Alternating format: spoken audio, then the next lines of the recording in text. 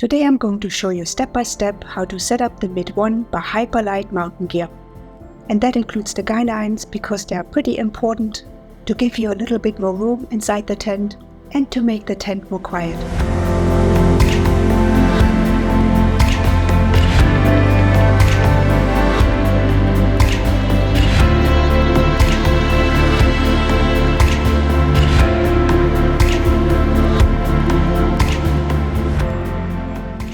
Hi everyone, this is Andrea with Adventures and Dreams, and I want to show you all the details today how to set up this tent, the Mid 1. It's really not all that complicated, but it's the details that matter, that make it more stable or more quiet and give you a little bit more space.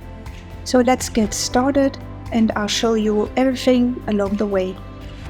Before we set up our tent, we find a spot that is pretty even and then we clear off all the bigger rocks and pine cones and things like that.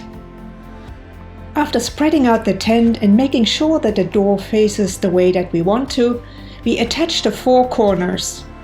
We start with the side where the wind comes from and then work our way around it. If you're going to attach all of the points, you're going to need 11 stakes for the tent, which it doesn't come with, by the way. Rocks work pretty well for ground like this when you can't put the stakes into the ground itself, and I had quite a bit of wind and the rocks held really well. Here's the Mid 1 with all four corners attached, and I only used rocks for it. We'll do the tracking pole next, but you can also buy a pole from Hyperlite Mountain Gear that fits the size exactly. It's easiest to open up the zipper first and then locate the little loop where the tracking pole goes in. The bottom of your tracking pole fits into this loop quite well, and then you pull up the tent and lift it over your hiking pole this way.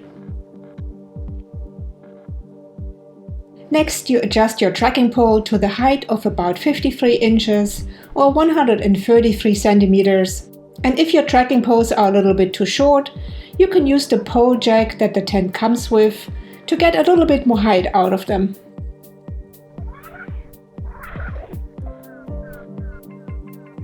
If it rains while you set up your tent, you can also just open up a part of the zipper at the top. You insert your tracking pole just like we did before. You find the little loop at the bottom and then pull the tent over your tracking pole. This way you have the least amount of rain that might come into your tent because your opening is so small, and this works quite well.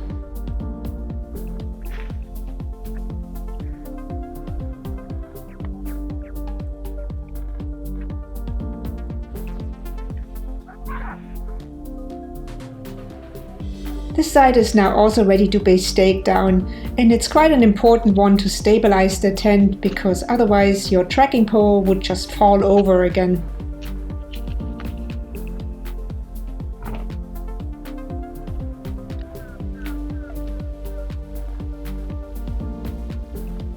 This attachment point is a bit special because you can interchange it from one side to the other, and depending on which side you clip it in, you can open up one side of the tent or the other side. Check it out.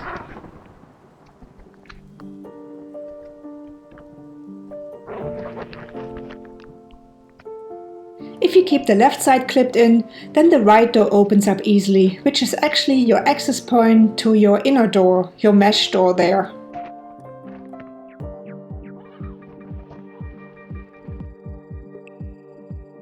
If you change the clip to the other side and you keep your right side clipped in, then of course the left door opens up. And this is really just a preference, or perhaps also a matter of what the weather is doing, where the rain and where the wind is coming from. This is just a really great feature, but I have to be honest, I only opened up the right side so far, or I had both sides open at the same time. The last perimeter point that we still have to attach is the one in the center, in the back of the tent. Next come all the guylines. We'll start with the one that's on the very top of your tent, and it's quite an important one because it stabilizes the tent quite a bit, especially when you have both doors open. If it's really windy, it might actually be worth it to run 2 guy lines in a diagonal instead of just one that goes straight out like you see me do here. But this is something I'm going to follow up on with you guys, because I'm going to create a separate video just with the tent in different kinds of weather, stormy and rainy and maybe even some snow. So we'll test it out then. We have 4 mid-panel guy lines that we also attach at this point. And I highly recommend that you do this, even though the tent is already pretty stable. But it gives you just a little bit more room inside, and it makes the tent more quiet when it's really windy. And it just makes it more stable altogether. There are 2 guy lines on the side and 2 in the back of the tent.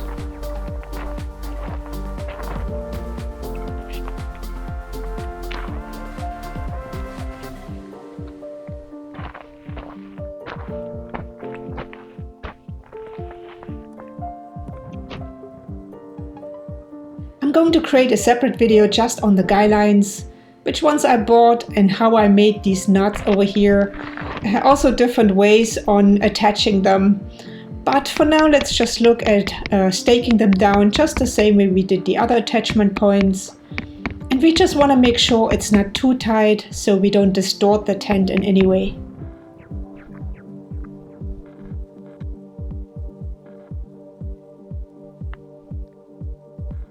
The length of the guy line really depends on the situation where you pitch your tent. And in my case here, I have this bench in my way, and so I have to make them quite short, which is no problem with the knot that I used.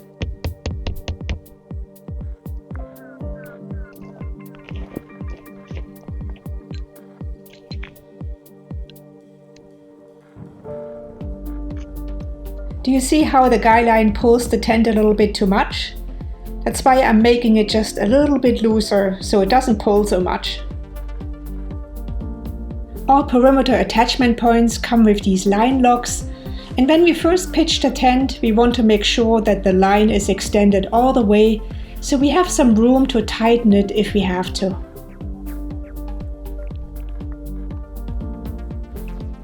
We check the tightness on all 6 attachment points, followed by the 5 guy lines, which we also need to check to make sure they're just tight enough to be stable but not too tight.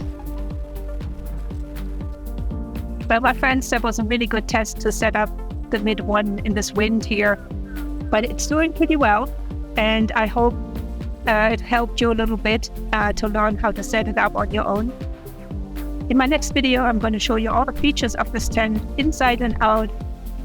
Touched on them a little bit today, but I will go into greater detail next time.